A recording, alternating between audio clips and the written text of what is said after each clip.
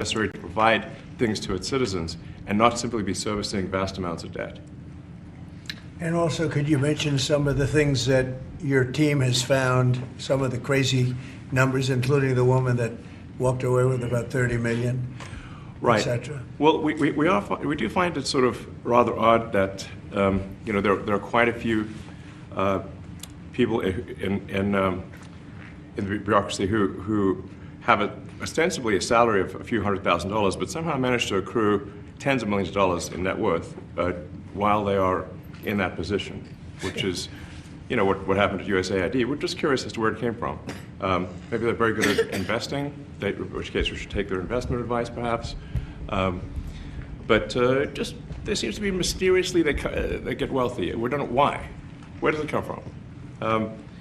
And I think the reality is that they're getting wealthy at the taxpayer expense. That's the honest truth of it. So, we're looking at, if you look at, say Treasury, for example, basic controls that should be in place, that are in place in any company, such as making sure that any given payment has a payment categorization code, that there is a comment field that describes the payment, and that if a payment is on the do not pay list, that you don't actually pay it. None of those things are true currently. So the reason that departments can't pass audits is because the payments don't have a categorization code. It's like just a massive number of blank checks just flying out the building. So you can't reconcile blank checks. You've got comment fields that are also blank, so you don't know why the payment was made. And then we've got this truly absurd, a do not pay list, which can take up to a year for an organization to get on a do not pay list. And this, we're talking about terrorist organizations, we're talking about known fraudsters, known aspects of waste, known things that do not match any congressional appropriation, can take up to a year to get on the list, and even once on the list is not used. It's mind-blowing. So what we're talking about here, we're really just talking about adding common sense controls that should be present, that haven't been present. So you say, like, well, how could such a thing arise? That seems crazy. When you understand that really everything is geared towards complaint minimization, so then you understand the motivations. So if people receive money, they don't complain, obviously. But if people don't receive money, they do complain.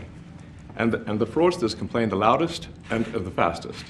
So then when you understand that, then it makes sense. Oh, that's why everything they approve all the payments at Treasury.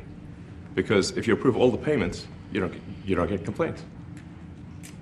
But now we're saying that, no, actually, we are going to complain. If money is spent badly, if your taxpayer dollars are not spent in a sensible and frugal manner, then that's not okay. Your tax dollars need to be spent wisely. Like, it's just common sense. It's not draconian or radical, I think. It's really just saying, let's look at each of these expenditures and say, is this actually in the best interest of the people? And if it is, it's approved. If it's not, we should think about it. So, there's crazy things like just cursory examination of Social Security, and we've got people in there that are 150 years old. Now, do you know anyone who's 150? I don't. Okay. They should be on the Guinness Book of World Records. They're missing out. So, that's a case where, like, I think they're probably dead. It's my guess. Or they should be very famous, one of the two. And then there's a whole bunch of Social Security payments where there's no identifying information. Well, like, why is there no identifying information?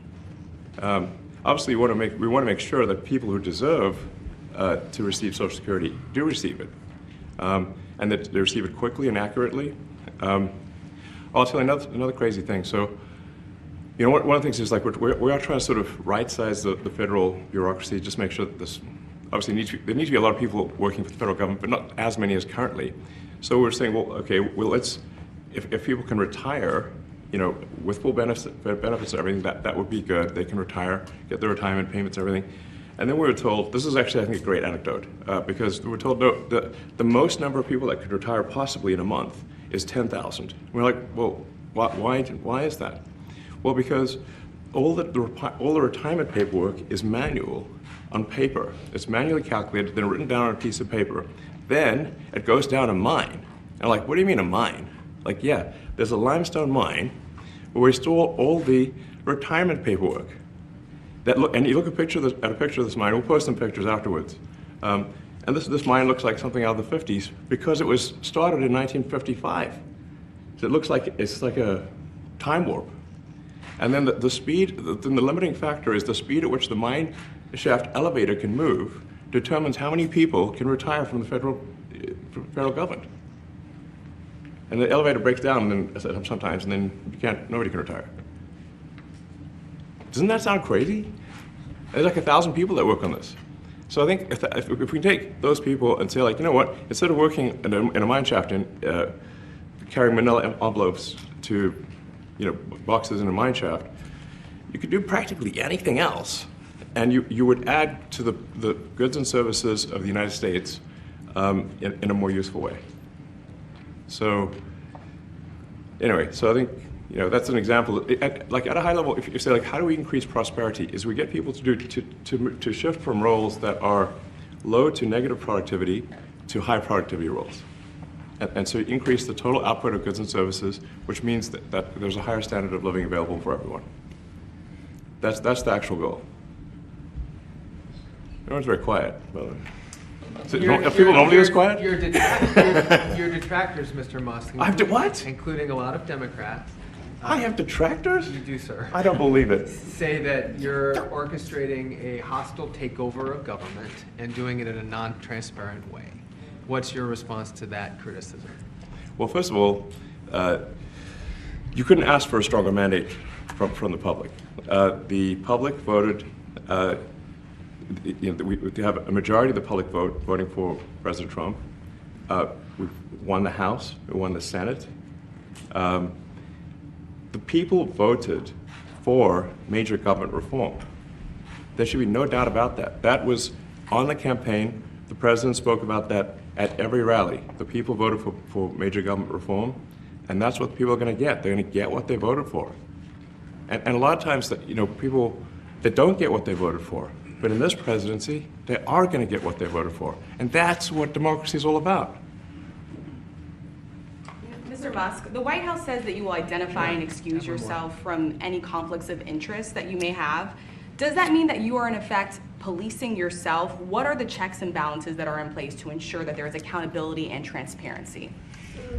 Well, we actually are trying to be as transparent as possible. In fact, we post our actions to the DOGE handle on X and to the DOGE website. So all of our actions are maximally transparent. In fact, I don't think there's been, I don't know of a case where an organization has been more transparent than the DOGE organization. So, and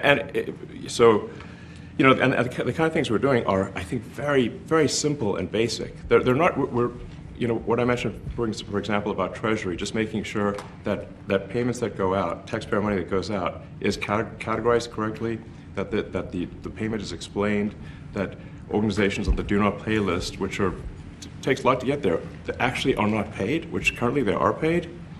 These are not individual judgment decisions. These are about simply having sensible checks and balances in the system itself to ensure that taxpayer money is spent well. So it's got nothing to do with, like, say, a contract for some company of mine at all.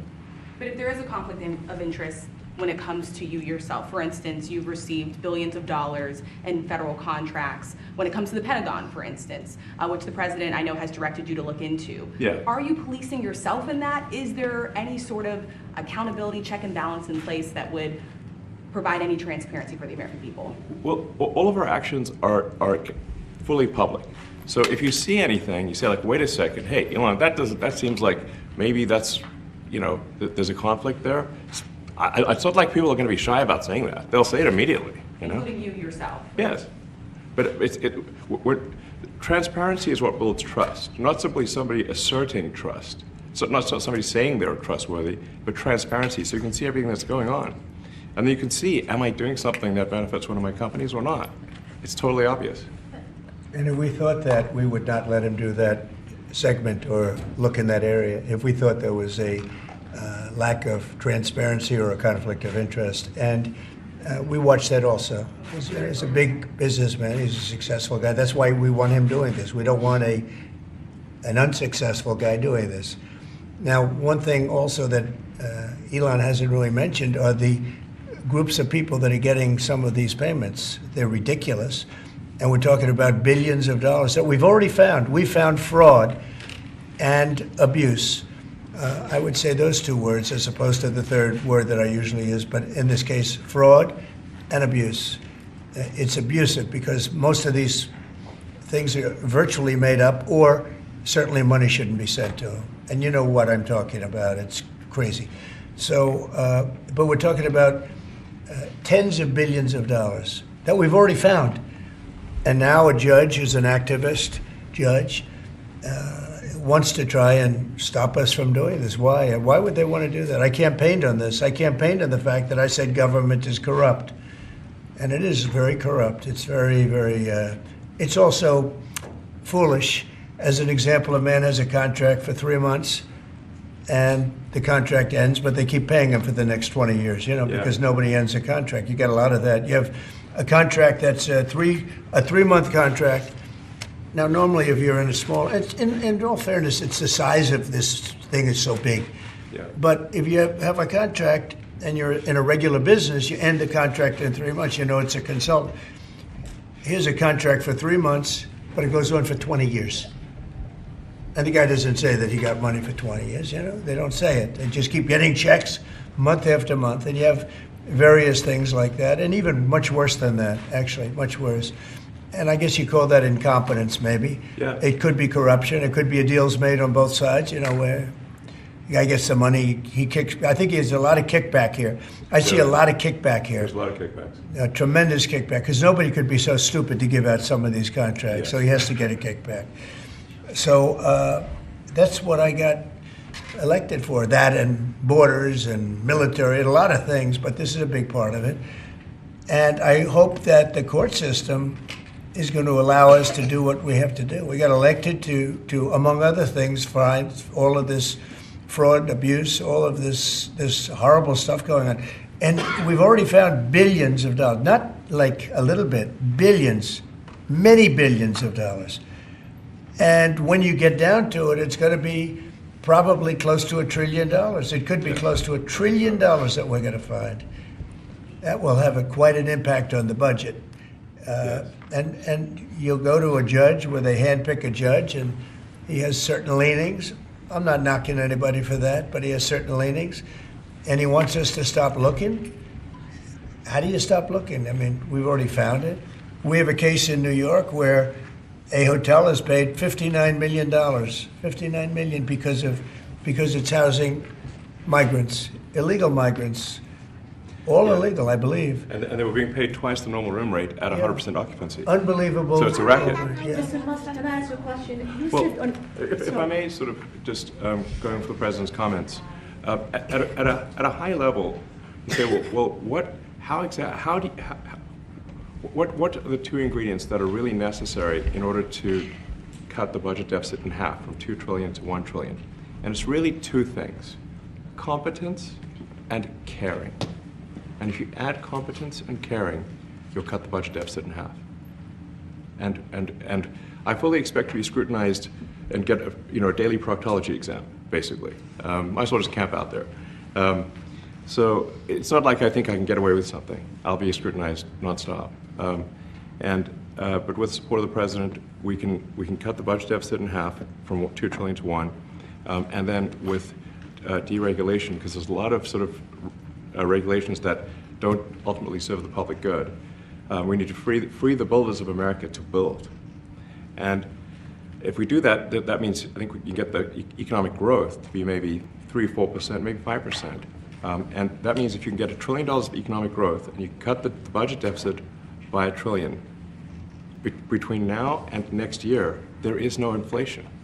There's no inflation in 26. And if the government is not borrowing as much, it means that interest costs decline. So everyone's, the mortgage, their car payment, their credit card bills, anything, their student debt, the monthly payments drop. That's a fantastic scenario for the average American. I mean, imagine they're going down the grocery aisle and the prices from one year to the next are the same, and they're their mortgage, all their debt payments dropped. How great is that for the average American? We had That's no what we're aiming idea. We had no idea we were going to find this much, and it's open. It's not like complicated. It's It's not that simple stuff. complicated. It's It's like a lot of work, We yeah. can't believe it. A lot of work. A lot of smart people involved. Very, very smart people. But you're talking about anywhere maybe $500 billion. It's crazy the kind of numbers It you're is really talking crazy. about. You know, normally when you're looking at something, you'll find you're looking for 1 out of 100. Here, you're almost reversing it. You look for one that's good, Yeah. and you can look at the title, and you say, why are we doing this? Why are we doing that? And the public gets it. You know, the public gets it. You've seen the polls. The public is saying, why are we paying all this money? This for years, this has gone on. Mr. Musk, President you Trump, said the Senator, Yeah, go ahead. Wait, go ahead. Senator Rand Paul today said that DOGE cuts will ultimately need a vote in Congress. Do you agree with that? Is that the I plan? really don't know. I know this. We're finding tremendous fraud and tremendous abuse. If I need a vote of Congress to find fraud and abuse, it's fine with me. I think we'll get the vote, although there'll be some people that wouldn't vote. And how could a judge want to hold us back from finding all of this fraud and finding all of this incompetence? Why would that happen? Why would even Congress want to do that? Now, Congress, if we do need a vote, I think we'd get a very easy vote because we have a track record now. We've already found billions of dollars of abuse, incompetence, and corruption. A lot of corruption. If a judge does block one of your policies, part of your agenda, will you abide by that ruling? Will you Well, comply I with that always order? abide by the courts, and then I'll have to appeal it. But then what he's done is he slowed down the momentum. And it gives crooked people more time to cover up the books. You know, if a person's crooked and they get caught, other people see that, and all of a sudden it becomes harder later on. So, yeah, the answer is I always abide by the courts, always abide by them, and will appeal. But appeals take a long time, and I would hope that a judge, if you go into a judge and you show him, here's a corrupt situation, we have a check to be sent, but we found it to be corrupt. Do you want us to send this corrupt check to a person, or do you want us not to give it and give it back to the taxpayer? I would hope a judge would say, don't send it, give it back to the taxpayer. Yeah, if I can add to that, what we're finding is that a bunch of the fraud is not even going to Americans. So I think we can all agree that if there's going to be fraud, it should at least go to Americans. But a bunch of the fraud rings that are operating in the United States and taking advantage of the federal government, especially in the entitlements programs, are actually foreign fraud rings. They're operating in other countries and actually exporting money to other countries. We should stop that. Mr. Musk, you And said, this is big numbers. Talk about $100 to $200 billion a year. Serious money. Mr. Musk, you said on X Yeah. that an example of the fraud that you have cited was $50 million of condoms was sent to Gaza.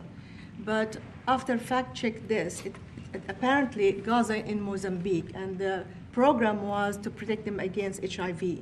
So can you correct the statements? It wasn't sent to Hamas, actually. It was sent to Mozambique, which makes sense why condoms was sent there. Yeah. And how can we make sure that all the statements that you said were correct, so we can trust what you say? Well, first of all, some of the things that I say will be incorrect and should be corrected. So nobody's going to bat 1,000. I mean, we will make mistakes, but we'll act quickly to correct any mistakes. I'm not sure we should be sending $50 million worth of condoms to anywhere, frankly. I'm not sure that's something Americans would be really excited about. And that is really an enormous number of condoms, if you think about it. If it went to Mozambique instead of Gaza, I'm like, okay, that's not as bad, but still, why are we doing that? Mr. Musk, can you talk a little bit about how closely you're working with agency heads as you're directing these cuts? Do they have how much input do agency heads have when you're making these decisions? Yeah, we work closely with the agency heads, there are sort of checks in place. So it's not just us just going in and doing things willy-nilly. It's in partnership with the agency heads, and I check frequently with the president to make sure that this is what the president wants to have happen. So we talk almost every day, and I double check things to make sure, is this something, Mr. President, you want us to do this? Then we'll do it. USAID has been one of your main targets. Are you concerned at all that some of the cuts or that shutting that agency altogether may lead to diseases or other bigger problems starting in other countries that then come to the United States? Yeah, so that's an interesting example. So that's something where we work closely with the State Department and Secretary Rubio. And we have, for example, turned on funding for Ebola prevention and for HIV prevention. You left that, you said? Yes, correct. And we are moving fast, so we will make mistakes, but we'll also fix the mistakes very quickly. Do you see it as a worthy cause, USAID? I think that there are some worthy things, but overall, if you say what was the bang for the buck, I would say it was not very good.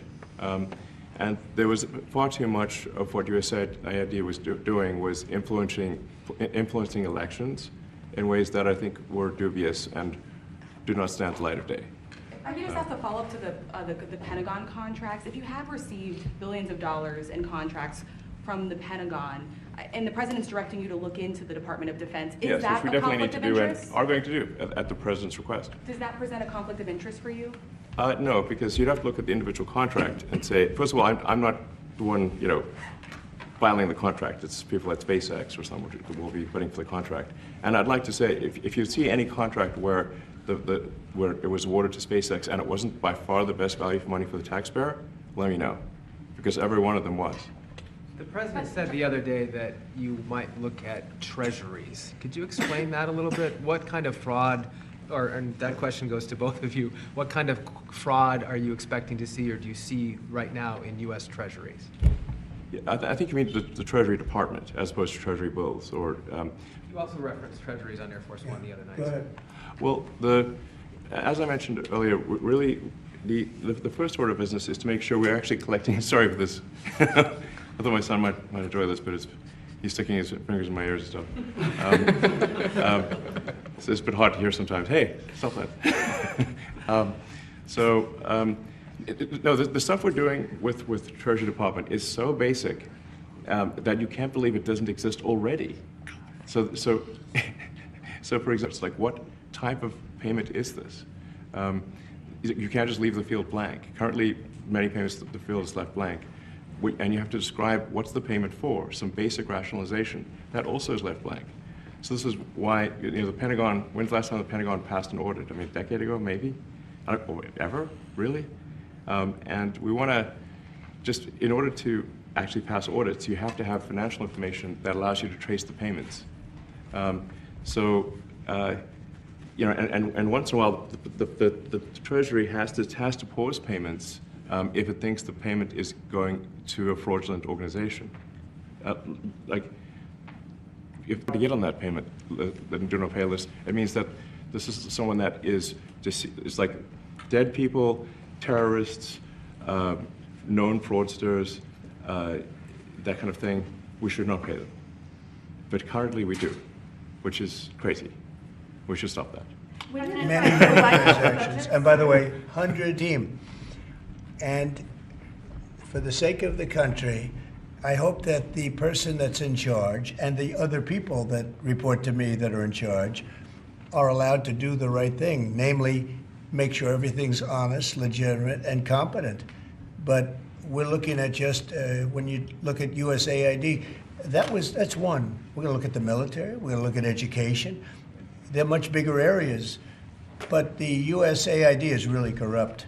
I'll tell you, it's corrupt. It's incompetent, and it's really corrupt. And I can't imagine a judge saying, well, it may be corrupt, but you don't have the right. You got elected to look over the country and to, as we say, make America great again, but you don't have the right to go and look and see whether or not things are right that they're paying or that things are honest that they're paying. And nobody can even believe this. Other people, law professors, right away. You're supposed to be running the country, but we're not allowed to look at who they're paying it to and what they're paying. We have massive amounts of fraud that we caught. I think we probably caught way over a lot of billions of dollars already in, 2 weeks? Yes. And it's going to go to numbers that you're not going to believe. And much, as I said, much is incompetence and much is dishonesty. We have to catch it. And the only way we're going to catch it is to look for it. And if a judge is going to say you're not allowed to look for it, that's pretty sad for our country. I don't understand how it could even work.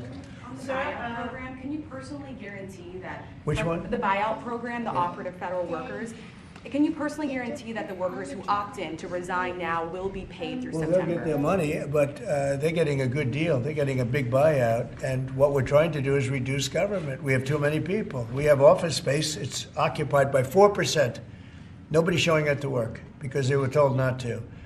And then Biden gave them a 5-year pass, some of them, 48,000 of them, gave them a 5-year pass, that for 5 years you don't have to show up to work. And let me tell you, this is largely, much of this stuff is because of Biden. It's his fault. He allowed this country, what he did on our border. What he did on our border is almost not as bad as what he did with all of these contracts that have come out. It's a very sad day when we look at it. I can't even believe it. But many contracts just extend, and they just keep extending, and there was nobody there to correct it. And that cannot be, I can't imagine that could be held up by the court. Any court that would say that the president or his representatives, like Secretary of the Treasury, Secretary of State, whatever, doesn't have the right to go over their books and make sure everything's honest. I mean, how can you have a country? You can't have anything that way. You can't have a business that way. You can't have a country that way. Hey, thank you very much, everybody. Thank you. Thank you, press. Thank you, press. Head it out. Coming back tonight. Mark Vogel will be at the White House tonight at about 10 o'clock. If you want to come over, you can say hello to him. Did you guys get anything in return? Not much. No, they were very nice. We were treated very nicely by Russia, actually. I hope that's the beginning of a relationship where we can end that war and millions of people can stop being killed. They've lost millions of people. They lost, and I'm interested primarily from the standpoint of death. We're losing all those soldiers, and they're not American soldiers. They're Ukrainian and Russian soldiers. But you're probably talking about 1.5 million. I think we got to bring that one to an end. Okay? Thank you. Thank you very much. Thank you.